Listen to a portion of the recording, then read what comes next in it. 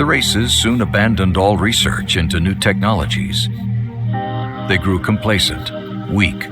Even the elves, usually reserved and aloof, became consumed by this newly found omnipotence.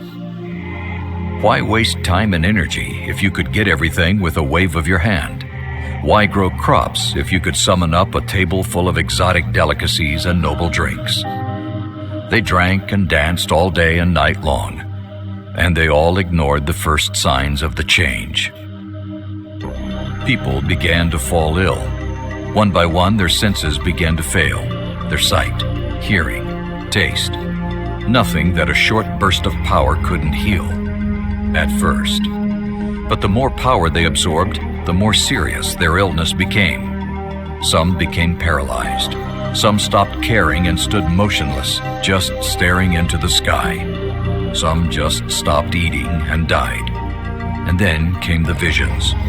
People started to see things around them. Dark shapes floating in the wind, circling, watching, waiting.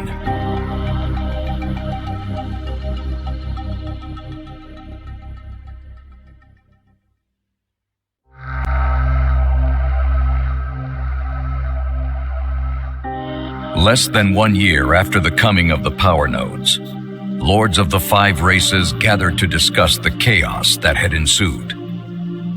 It was decided that the use of magic had to be prohibited, contained, and researched. 4 edicts were passed. The first edict proclaimed that all mana nodes were to be collected and stored in mana crystals for authorized use only. Under the second edict, all those who passed aptitude tests were to abandon their families and to travel to a designated place of study and learning to become magi. The third edict stated that all other people were forbidden to absorb and use mana under penalty of death. Finally, the fourth edict, the most important of all, decreed that research into the origins of the power would take the utmost priority. A great tower was constructed where all magi gathered and trained. It was a place independent of all races and their rulers, governed by the first magi, each the most skilled of their generation. They were wise in their administration of the power, as they knew the threats of its overuse. Crystal golems had been constructed and traveled the land, seeking out the new nodes that continued to appear. A vast quantity of mana was thus brought to the tower, where it was stored in great crystal chambers. The use of magic was restricted to the direst need and had to be sanctioned by the first magi. Within the tower, intensive efforts to discover the origins of the power nodes continued. Balance returned to the land for some time. And then came Proteus, the greatest magi that ever lived. Famed for his wisdom, his control over magic was unmatched. He devoted his entire life to the research, experimenting in ways never before tried. One day, he achieved a breakthrough. He managed to tap into the power at the deepest level, integrating it fully into his life force. His spirit connected to the essence of the magic, and he understood. He learned that the nodes had come from beings called the Organte. They dwelled in another place and perhaps in another time, in a universe incomprehensibly alien to our own. In that brief moment, when his spirit traveled to that place, he glimpsed into the history of the Organte and understood their plan. And the truth of it terrified him beyond all imagination.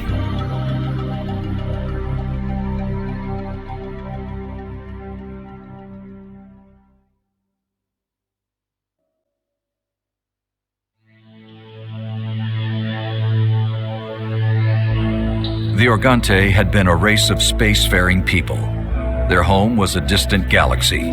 They evolved countless eons ago and colonized their stretch of space. They were wise and gentle beings, gladly helping other races on their path to greatness. Their power was unrivaled, and their command of technology complete. They enforced stability in their galaxy, so it thrived in peace and harmony. For many thousand generations, they were satisfied with this. Then a sense of unease slowly overcame them, for they lacked a purpose in their continuous existence. They decided to aspire for transcendence as a race, to abandon their physical bodies and turn into beings of energy and thought, to leave their grand cities, Dyson spheres, all their technology, and move into the vast nothingness of space to thrive there. They fed on energy, on loose protons and electrons, on sun discharges, on specks of matter traveling between star systems.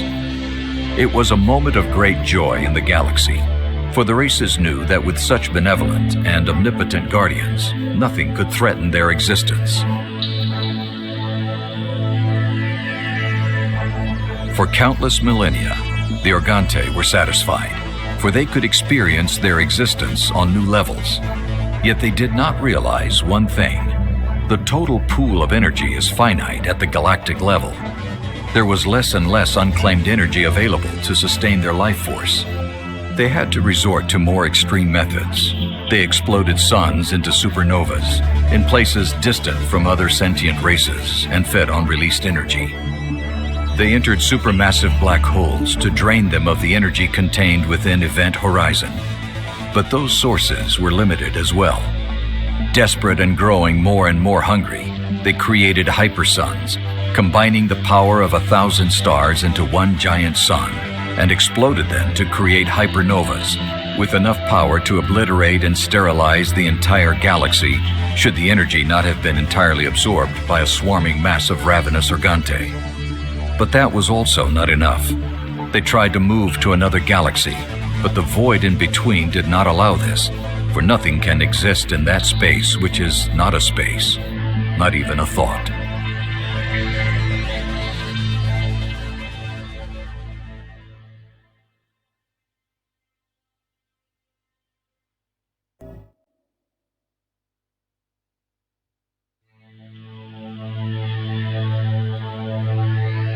Despairing, the Organte decided then to end their existence, not willing to harm other sentient races who watched with growing horror at the devastation of their galaxy. So they stopped looking for new energy sources, gathered themselves all in one place, and waited for the end. They lingered in dark space for a long time, but the end did not come. Their life force, made of thought, could not die, and they grew even hungrier.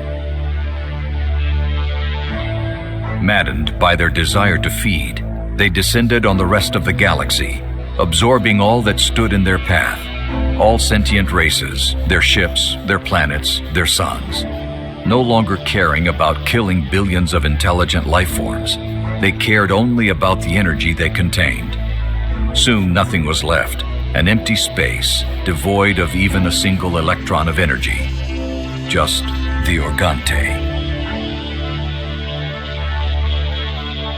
The change in the nature of the Organte allowed them a different understanding of the laws of physics.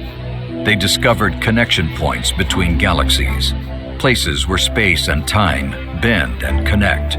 They searched feverishly for a new feeding ground and discovered a point in space connecting their universe to ours, located right above our planet. It was just a window which they couldn't open yet. For the laws of physics in our universe were different from the ones of the Organte. They needed a stable bridge to cross over. So, they devised a plan. They needed to release some of their energy into our world, to mix it together and build a stable connection in between. Billions of the Organte sacrificed their last remaining life force, turning it into a state of consciousness, to create nodes of power, which then were pushed through the window and placed on our planet. The nodes of energy, which we called magic, people absorbed it, mixed it with their own life force, and then released it into the world, creating new energy in the process. This new energy was now compatible with the Organtes and could be used by them. The perfect trap. taunt the people with power so immense that they did not question the price they paid for it. So now, the Organte simply waited with anticipation until enough energy would be present to allow them to create the connection bridge, waiting to be able to descend on our galaxy and consume it.